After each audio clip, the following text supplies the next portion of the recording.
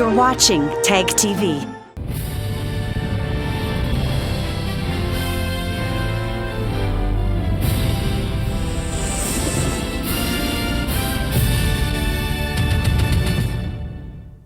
Good evening, welcome to South Asia Newsline. I'm Gatasha Sharma. Here are the top stories we are tracking for you on Wednesday, the 4th of April. UN updates global terror list has 139 Pakistan entries.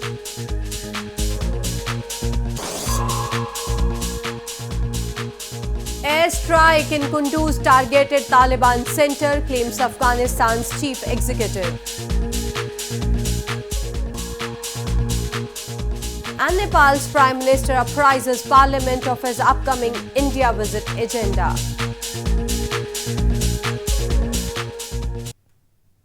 And now for all the details. The United Nations Security Council or UNSC on Tuesday released an updated list of terrorist individuals and entities, out of which 139 entries are from Pakistan. The list has names of globally designated terrorists including Lashkar-e-Taiba or LAT chief Hafiz Saeed. The UN Security Council's updated list of territories and militant groups has 139 entries from Pakistan alone, including outfits like Mumbai attacks mastermind Hafiz Saeed's Lashkar-e-Taiba or LAT. The list updated and accessed on Tuesday identifies all those individuals who have lived in Pakistan, operated from there or have been associated with groups that used Pakistani territory for carrying out their operations. This comes after the US Department of State on Monday amended its designation of Lashkar-e-Taiba, identifying Milli Muslim League or LAT affiliate, making it impossible to register as a political party in Pakistan. LAT chief Hafiz Saeed is blamed by the US and India for 2008 Mumbai attacks that killed 166 people, including 6 Americans. He, however, denies any role in the attacks.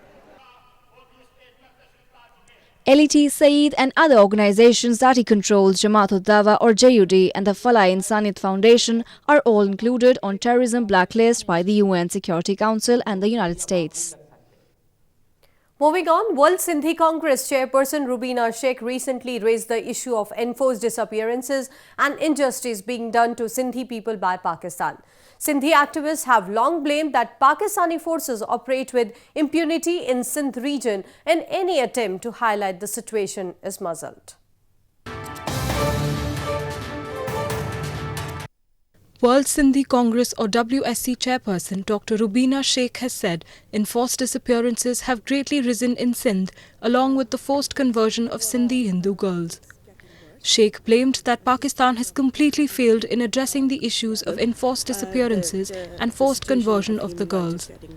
She also said that journalists and residents were being denied freedom of press and freedom of speech in their own province.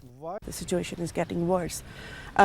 More importantly, I think the areas which I will bring to attention is the enforced disappearances of political activists and journalists and any bloggers who are writing about their rights or any justifiable issues on the media or social media as well. Currently, enforced disappearances in Balochistan is in thousands at the moment, and I will bring the attention, the Sindh especially is getting more day by day. Sindhi activists have long blamed the Pakistani army and intelligence agencies for enforced disappearances and extrajudicial killings of innocent people in Sindh. Human rights defenders say Pakistani forces operate with impunity in the region, and any attempt to highlight the situation is muzzled. In news from Afghanistan, amid conflicting reports of a recent airstrike in Dasht-e-Arki in Kunduz by the Afghan Air Force, Chief Executive Abdullah on Tuesday said the target had been a Taliban center. Residents have claimed at least 50 civilians lost their lives in the airstrike. Afghanistan's Chief Executive Abdullah on Tuesday said Monday's airstrike by Afghan Air Force or AAF in Kunduz province targeted a Taliban center. Abdullah's remarks came amid conflicting reports over the airstrike. Taliban on Monday reportedly rejected government's claims and said a madrasa had been targeted. Abdullah said although the AAF targeted Taliban in the district, a number of civilians had been unfortunately killed in the airstrike. یعنی حمله به اطفال و مردم ملکی هم صدمه رسیده، اما این شکی داری وجود نداره که متاسفانه در اون محل عملیات‌ها و برنامه‌ریزی بر عملیات‌ها توسط بخشی از رهبری طالبان و ولایت صورت می‌گرفت. ما با خانواده‌های قربانی‌ها The presidential palace said on Tuesday afternoon that President Ashraf Ghani has appointed a task team to probe the Monday's airstrike. Both UNAMA and the Afghanistan Independent Human Rights Commission or AIHRC said they were also investigating the incident. ما در قندوز در صدد تکمیل گزارش هستند. ما از طرفین منازعه که هم طالبان باشه هم حکومت افغانستان باشه خواهان از این هستیم که قوانین بین المللی جنگ در نظر بگیرند و حد اکثر تلاش بکنن که تلفات ملکی به میان نیاید. Residents claim that 50 civilians were killed and about 150 others were wounded in the incident in Dasht-e-Archi in Kunduz province. More on news from Afghanistan. Afghanistan's southern Kandahar province has got a brand new cricket stadium with India's help. The stadium was inaugurated by the Indian ambassador to Afghanistan and the Kandahar government jointly on Tuesday.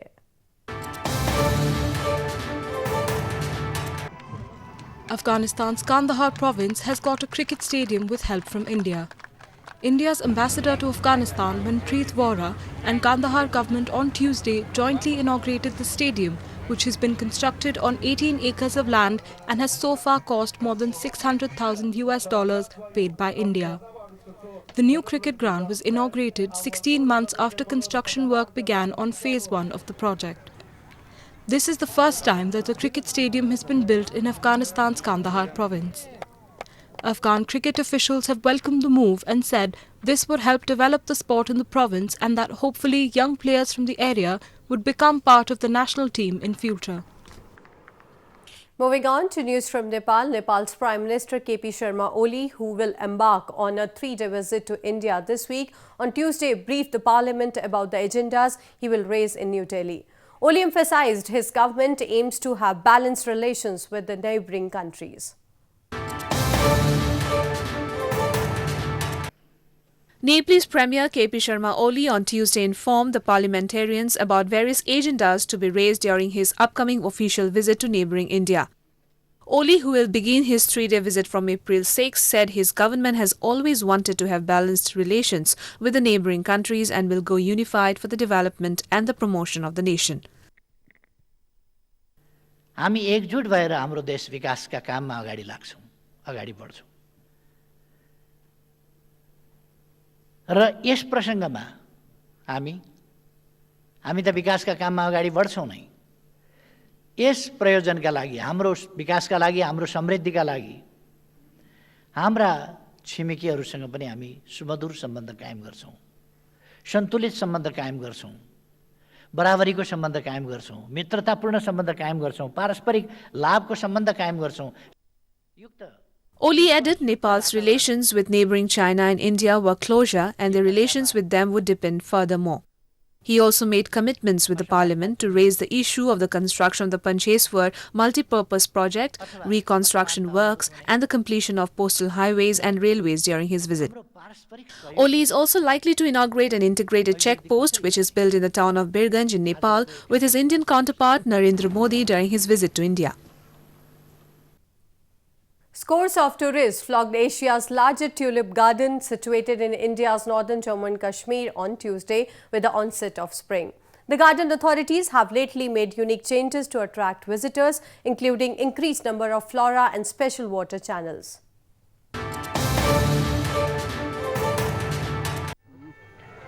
Hundreds of tourists from across the country flocked to Asia's largest tulip garden, Indira Gandhi Memorial Tulip Garden, on Tuesday in Srinagar city of India's northern Jammu and Kashmir province. Visitors were left spellbound with a beautiful view of the garden and colourful tulip flowers. They were seen enjoying with their families and clicking photographs. Special changes have been made by the authorities of the exquisite garden, like special gardens of hyacinth flowers and water channel amidst a scenic view, which are proving to be a major attraction for the visitors.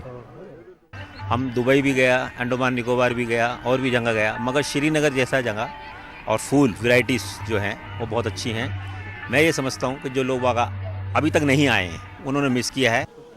Reportedly, the garden has approximately 2 million tulip flowers in 50 different varieties, accompanied by 40,000 hyacinth and daffodil flowers, including other flora species. The annual celebration of Tulip Festival includes showcasing the tulips, which is one of the key tourist attractions during the onset of spring season in the valley. Sikhs will celebrate birth anniversary of their ninth spiritual leader, Guru Tegh Bahadur, on Thursday. To mark the occasion, devotees took out a grand procession in India's northern Amritsar city on Wednesday. Guru Tegh Bahadur is known for sacrificing his life for the rights of others to practice their religion during the Mughal rule in India.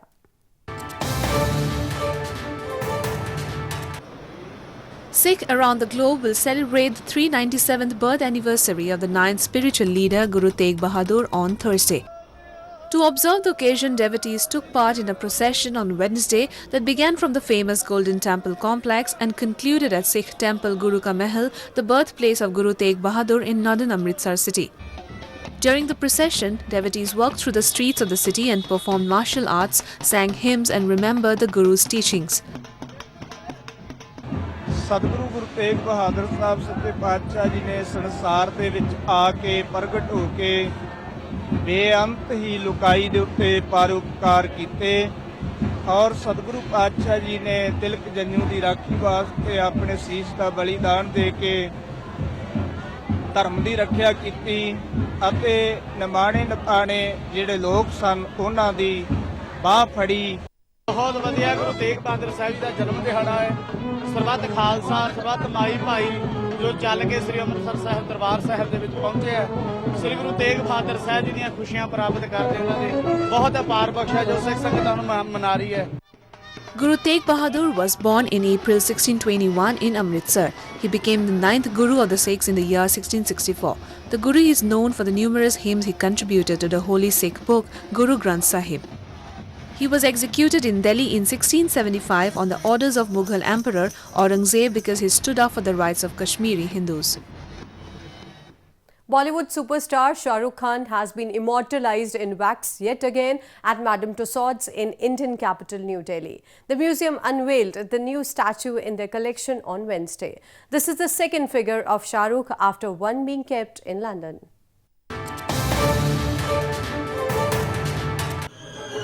Bollywood superstar Shah Rukh Khan's new wax figure was unveiled at New Delhi's Madame Tussauds Museum on Wednesday.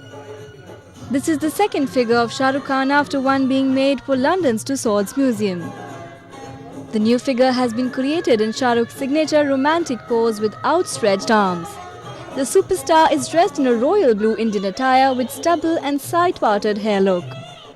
हम लोगों को तो बहुत अच्छा लग रहा है। हमने पहले भी शाहरुख खान की फिगर लंदन में बनाई है, बट वो 15 साल पुरानी शाहरुख खान की फिगर थी और आज जो शाहरुख खान का लुक है वो एक कम्प्लीटली चेंज हो चुका है जैसे वो 15 साल पहले लगते थे।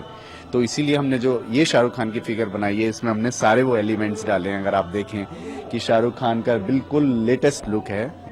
It's like a dream come true. Life में रियल में तो ना जाने कब खड़े होना मिलेगा, लेकिन बिकॉज ऑफ दिस स्टेज आज ये मौका मिल जाए, I am very happy. The 23rd and the latest additions to the series of Madame Tussauds attractions is housed in the historic regal building of the capital and is divided into 7 sections from India and across the world. The Wax Museum was founded in the year 1835 by Mary Tussauds in London. From early works of Mary, Madame Tussauds created an international platform that still remains a famous attraction for millions. Well, that's all we have for you from South Asia this evening. Now our viewers can watch the show on southasianewsline.com. You can also visit us on facebook.com/AsAsiaNewsline and follow us on Twitter @AsAsiaNewsline. That's all in tonight's edition. We'll see you same time tomorrow. Good night.